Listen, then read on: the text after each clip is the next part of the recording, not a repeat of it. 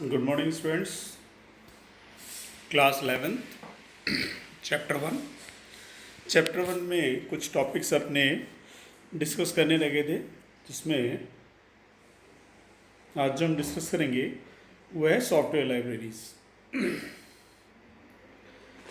When programs when programmers develop software and programs, they have pre-written set of code, function, classes, script, etc. available to do a variety of tasks. देखिए, programmer कौन होते हैं? Programmer उन्हें कहते हैं जो कि सॉफ्टवेयर बनाते हैं। तो जो सॉफ्टवेयर बनाने वाले होते हैं उन लोगों को कुछ लाइब्रेरीज की ज़रूरत होती है, ठीक है। तो उन लाइब्रेरीज के लिए यहाँ पर क्या होता है कि हमें सॉफ्टवेयर लाइब्रेरीज की ज़रूरत पड़ती है। एग्जाम्पल के लिए, जैसे आपको मैथ्स के अंदर रूट निकालना है रूट स्क्वायर रूट निकालना हो, तो स्क्वायर रूट निकालने का एक फंक्शन होता है, एक तरीका होता है, उसके तरीके से स्क्वायर रूट आप लोग निकाल सकते हैं। लेकिन सॉफ्टवेयर बनाते समय क्या होता है, स्क्वायर रूट निकालने का कोई तरीका आपको नहीं लगाना है, स्क्वायर रूट का एक फंक्शन आपको लिखना है। स्क्वायर रूट का फंक्शन जैसे आप लिखेंगे तो जो भी वैल्यू होगी उसका स्क्वायर रूट निकल जाएगा। तो स्क्वायर रूट निकल जाएगा, इसका मतलब ये हुआ कि वो फंक्शन कहीं से बनाया गया। तो वो फंक्शन जब हम काम में लेते हैं तो उस फंक्शन को काम में लेने के लिए उस फंक्शन की लाइब्रेरी वहाँ पर होना ज़रूरी होता है। उस फंक्शन की लाइब्रेरी को आप में वहाँ पर लिखना होता है, वो सॉफ्टवेयर लाइब्रेरीज होती हैं। जैसे मैं यहाँ पर आपको एक फंक्शन के बारे में बताना चाहता हूँ।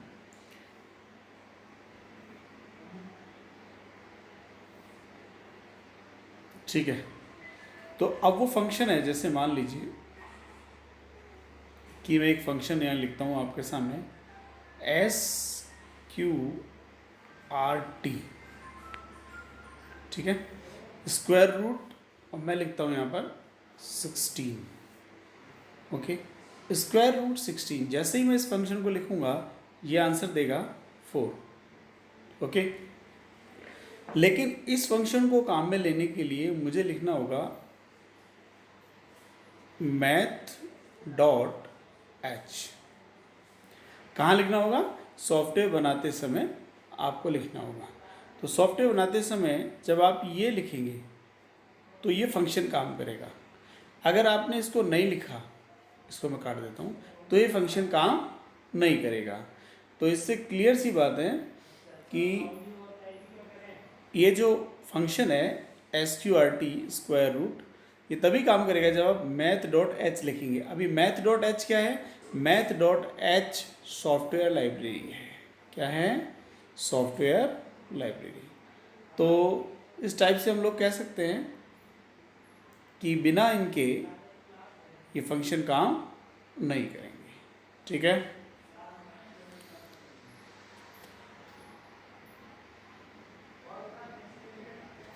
अब आगे देखिए आप, अ सॉफ्टवेयर लाइब्रेरी, यहाँ पढ़ते हैं हम लोग, a software library is a predefined and available to use. Software library already, जब आप सॉफ्टवेयर बनाएंगे तो सॉफ्टवेयर बनाते समय सॉफ्टवेयर लाइब्रेरी जो है वो पहले से बनी हुई होती हैं। जब सॉफ्टवेयर लाइब्रेरी पहले से बनी हुई होती हैं, प्री डिफाइन यानी पहले से बनी हुई, बस उनका नाम आप लिखेंगे। तो जैसे मैंने इससे जस्ट पहले बताया था, math.h आपने लिखा, math.h आपने लिखा, तभी वो सॉफ्टवेयर लाइब्रेरी काम करेगी, ठीक है। तो इस टाइप से सॉफ्टवेयर लाइब्रेरीज होती हैं।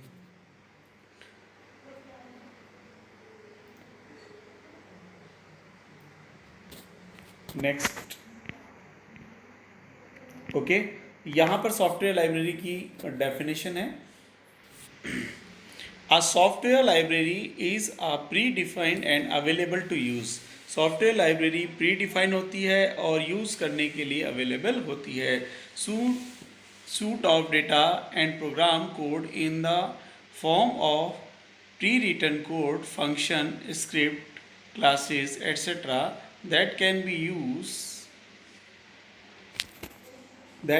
used in the development of new software program and application। तो लाइब्रेरी का सिर्फ आप नाम लिखेंगे और नाम लिखते ही वो अपना वर्क शुरू कर देगी। जिससे मैं आपको फिर से बता देता हूँ कि जैसे मेरे पास एक लाइब्रेरी है, सॉफ्टवेयर लाइब्रेरी, इसका नाम है math.h। तो वो कब उसका एक फंक्शन है SQRT16, ठीक है। तो इसका जो आंसर आएगा वो आएगा 4। इसमें सॉफ्टवेयर लाइब्रेरी कौन सी है, math.h।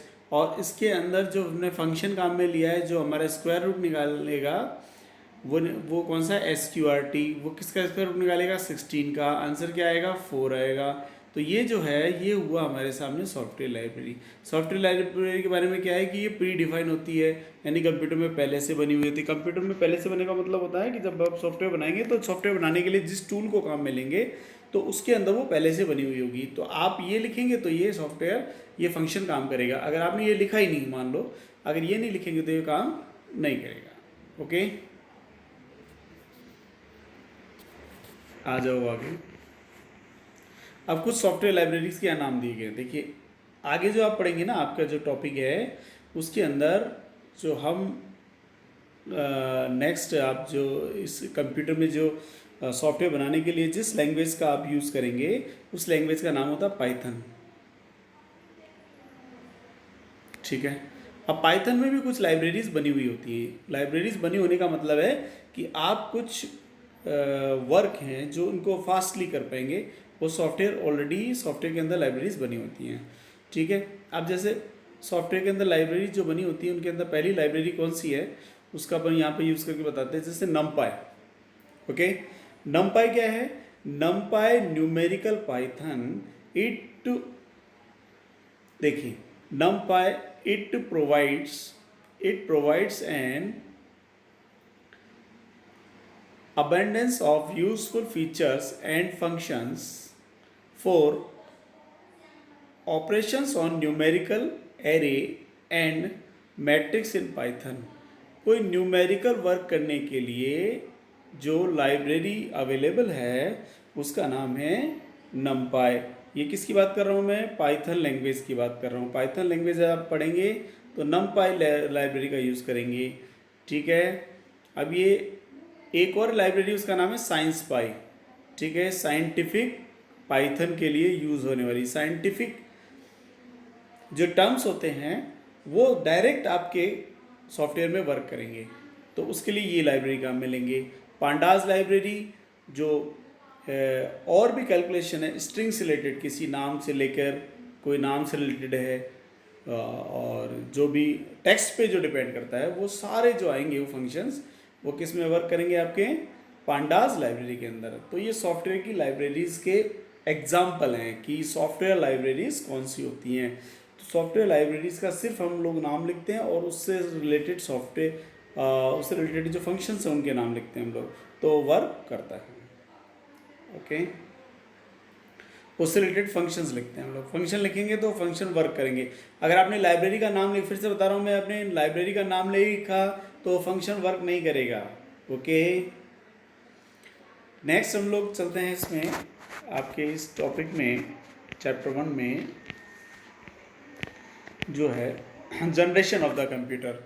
Generation of the computer का मतलब ये होता है कि आपके पहले किस तरह के कंप्यूटर थे, उसके बाद कौन से तरीके के आए, उस तरह इसकी जो डिटेल्स है वो यहाँ पर दी हुई है यहाँ पर, ठीक है।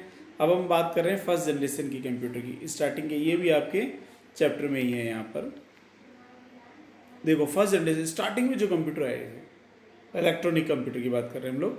इलेक्ट्रॉनिक मतलब लाइट से चलने वाले computer. The first generation computer were hug, slow, expensive and often unreliable.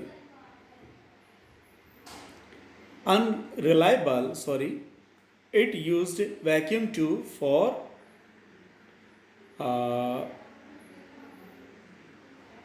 Circulatory, ठीक है। अब देखिए यहाँ पर ये जो आपको दिख रहा है ना ये डायग्राम, ये एक्चुअल में क्या है, वैक्यूम ट्यूब है। क्या है ये, वैक्यूम ट्यूब। अब वैक्यूम ट्यूब का यूज़ हम लोग, ये देखिए वैक्यूम ट्यूब है, ये वैक्यूम ट्यूब का यूज़ सॉफ्टवेयर बनाने में हम लोग करते थे। आई एम सॉरी, सॉफ्टवेयर नहीं, सॉरी, कंप्यूटर बनाने के लिए वैक्यूम ट्यूब का इस्तेमाल। देखिए कोई भी कंप्यूटर या कोई भी डिवाइस जब बनता है इलेक्ट्रॉनिक, तो उसमें कुछ एक मेन पार्ट होता है उसका, जिसकी वजह से पूरा सिस्टम वर्क करता है। जैसे आपने कोई भी खिलौना या कुछ भी टूटा हुआ देखा होगा, तो उसके अंदर कुछ पार्ट्स लगे होते हैं, तो मेन पार्ट कौन सा होता है, तो उस हिसाब से जब पुराने कंप्यूटर होते थे तो उनका जो मेन पार्ट होता था वो वैक्यूम ट्यूब होता था। तो वैक्यूम ट्यूब से हम लोग फर्स्ट जनरेशन के कंप्यूटर बने हुए थे।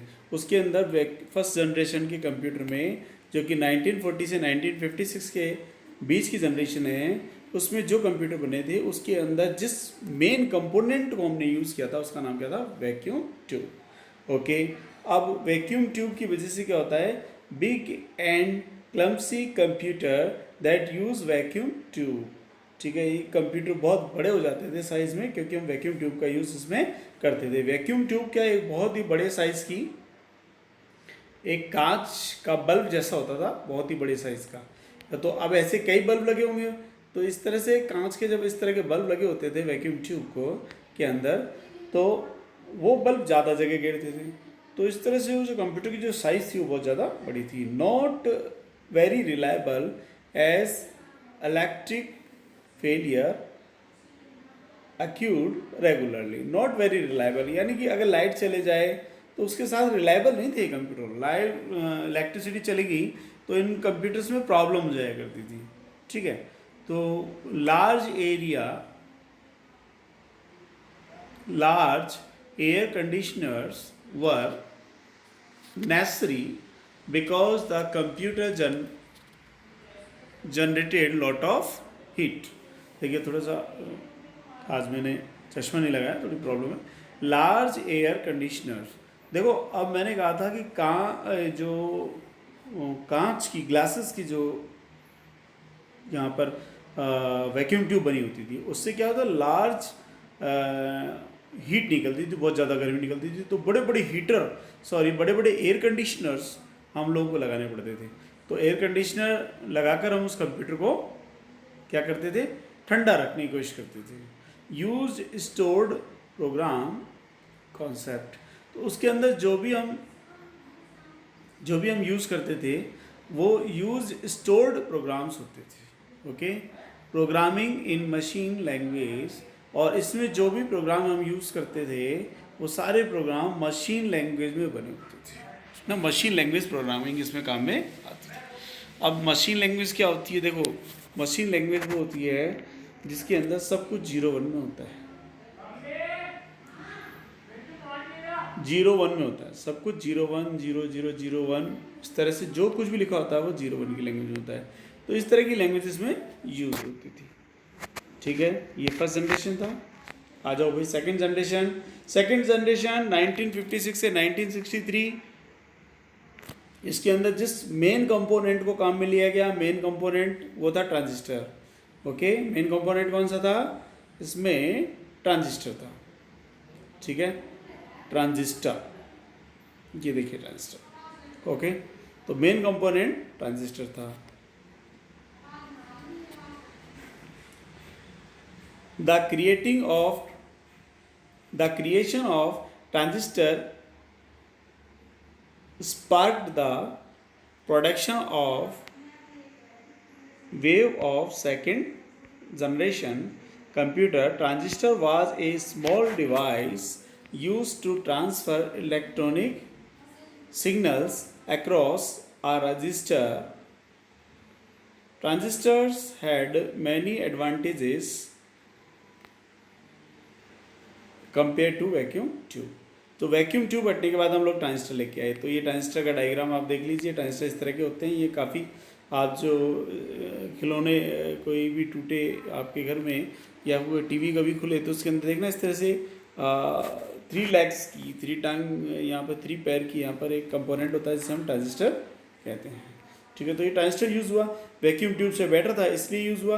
वैक्यूम ट्यूब में गर्मी ज़्यादा होती थी इसलिए यूज़ हुआ। वैक्यूम ट्यूब जगह ज़्यादा गिरता था इसलिए यूज़ हुआ। इसलिए हम लोगों ने ट्रांजिस्टर का यूज़ किया। ट्रांजिस्टर रिप्लेस्ड वैक्यूम ट्यूब, उसने वैक्यूम ट्यूब को रिप्लेस कर दिया, क्योंकि वैक्यूम ट्यूब ज़्यादा जगह लेती थी। तो ज़्यादा जगह लेने के कारण हमें ऐसी चीज़ चाहिए थी जो कम जगह ले, तो हमने ट्रांजिस्टर ले लिया। और generated lesser heat than earlier computer. तो उसके अंदर जो हीट थी वो पुराने कंप्यूटर से कम होती थी, क्योंकि वैक्यूम ट्यूब में हीट ज़्यादा निकलती थी। बड़े बड़े एयर कंडीशनर यूज़ होते थे, लो इलेक्ट्रिसिटी कंज्यूम, तो वो लाइट भी ज़्यादा खाते थे पुराने कंप्यूटर। अब जो ट्रांजिस्टर का यूज़ हुआ तो वो लाइट भी कम खाने लगे। मोर रिलायबल एंड फास्टर, और आपके कंप्यूटर जो हैं वो बहुत मोर रिलायबल हो गए, बहुत तेज़ हो गए। प्रोग्रामिंग इन मशीन लैंग्वेज, और हमने यहाँ पर मशीन लैंग्वेज जो है,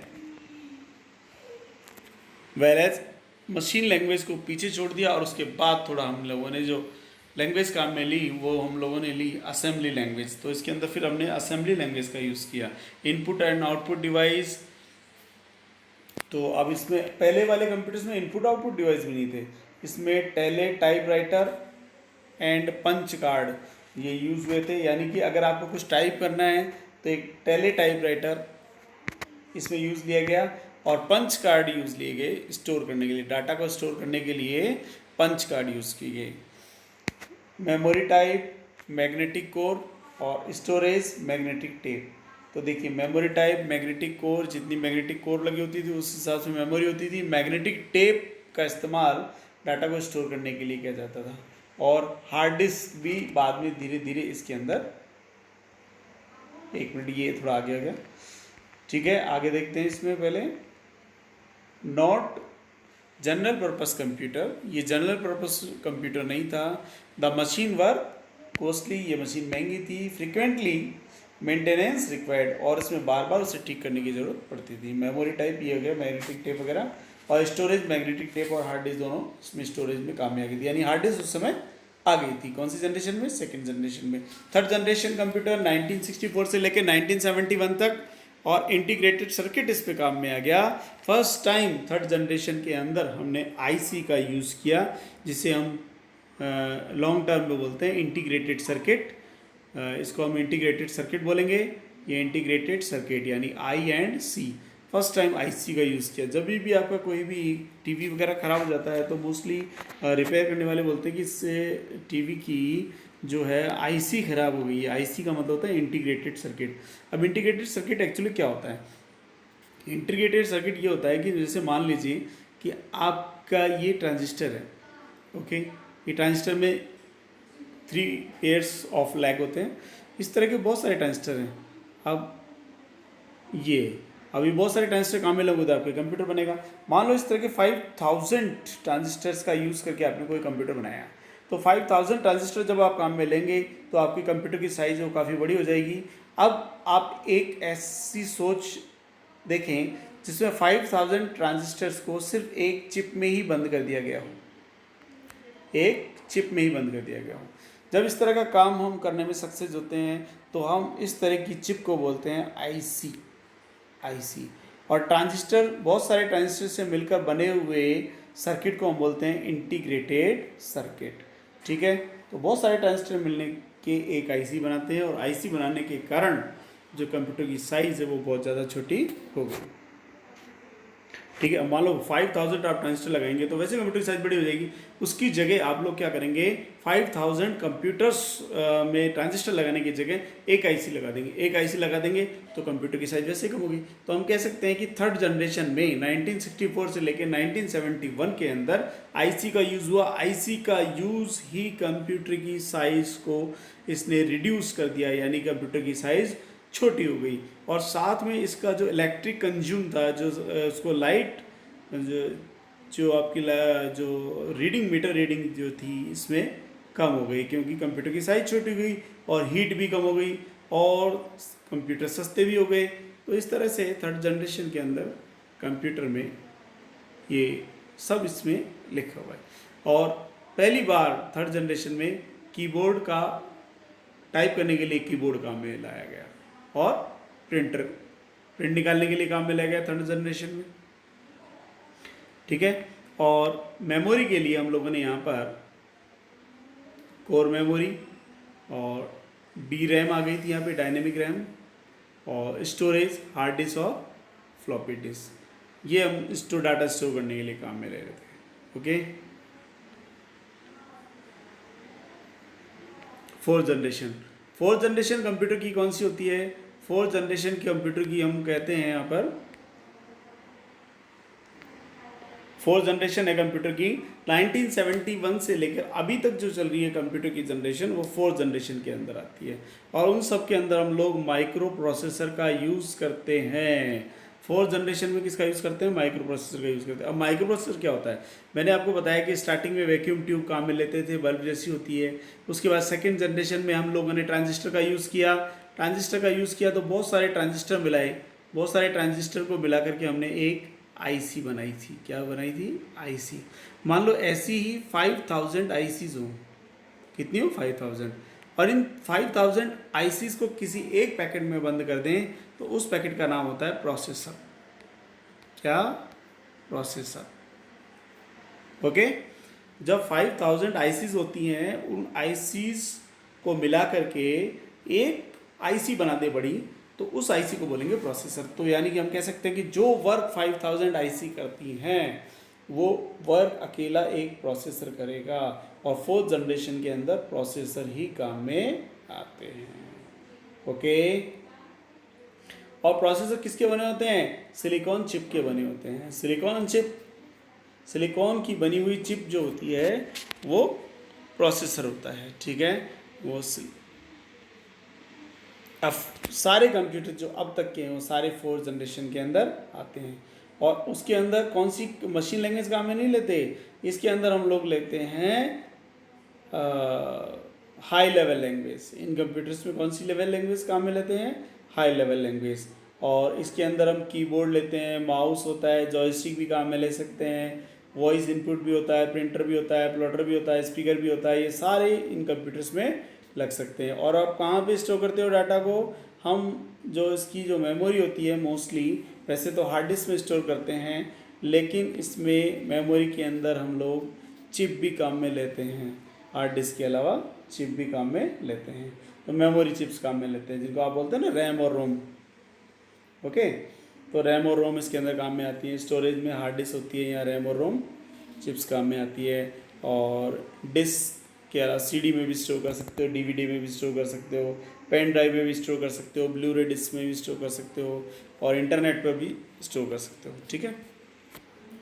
तो ये 4th जनरेशन है। अब जब 4th जनरेशन अभी तक चल रही है, तो फिर ये 5th जनरेशन क्या होती है? 5th generation present and beyond. अभी जो 5th जनरेशन है वो इसके बारे में बता रहा है, वर्तमान के बारे में, कि the 5th generation computer are technologically advanced and are still being developed to become more efficient through there are some applications such as voice recognition। अब इसके अंदर जो देखो, जो नए फीचर वाले कंप्यूटर हैं उसको हम 5th जनरेशन के कंप्यूटर बोल सकते हैं, जैसे voice recognition, advance robotics and being used today. तो ये 5th जनरेशन में आता है। तो अब ये माइक्रो प्रोसेसर तो होता ही है इसमें, तो इसलिए 4th जनरेशन तो चल ही रही है। साथ में हमने इसमें नई चीज़ लाई, वॉइस रिकॉग्नाइजेशन। आप जो बोलते हैं वो कंप्यूटर पहचान लेता है। एडवांस रोबोटिक्स, जो रोबोट्स बन रहे हैं वो 5th जनरेशन के आते हैं। रोबोट्स भी कंप्यूटर्स ही होते हैं। रोबोट्स को चलाने के लिए ऑपरेटिंग सिस्टम का यूज़ होता है, और उनमें कोई स्पेशल काम करने के लिए एप्लीकेशन सॉफ्टवेयर का यूज़ होता है। इसलिए हम कहेंगे कि रोबोट्स एक्चुअल में कंप्यूटर हैं, लेकिन उनको चलने के लिए, उनको ह्यूमन बीइंग की तरह चलने के लिए हम लोग कुछ मैकेनिज्म लगा देते हैं, मोटर्स वगैरह लगाते हैं, इसलिए इनको हम रोबोट्स बोलते हैं। बाकी होते ये कंप्यूटर ही हैं। तो ये 5th जनरेशन के कंप्यूटर में हम लोग रोबोट्स को ले लेते हैं, और 5th जनरेशन के कंप्यूटर के अंदर हम ह्यूमन बीइंग की तरह सोचने की शक्ति पैदा करने की कोशिश कर रहे हैं, ठीक है। तो इसलिए ये 5th जनरेशन के कंप्यूटर के अंदर आता है। 5th जनरेशन के जो कंप्यूटर हैं, पैरेलल प्रोसेसिंग, सुपर कंडक्टर्स, ज़्यादा से ज़्यादा चलने वाले कंप्यूटर्स होते हैं ये।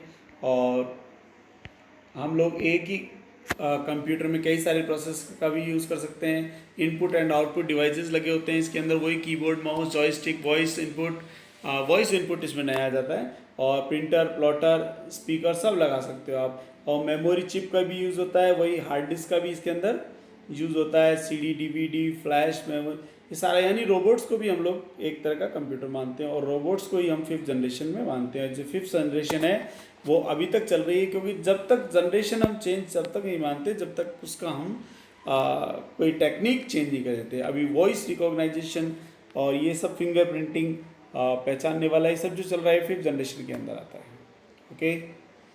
ओके स्टूडेंट्स, नेक्स्ट हम पढ़ेंगे ट्रबल शूटिंग कंप्यूटर ऑपरेशंस के बारे में, कि कंप्यूटर में अगर छोटी मोटी कोई खराबी आ जाए तो उसे कैसे सही करते हैं। ठीक है, ओके स्टूडेंट्स, 11th क्लास आज के लिए इतना ही। Thank you very much.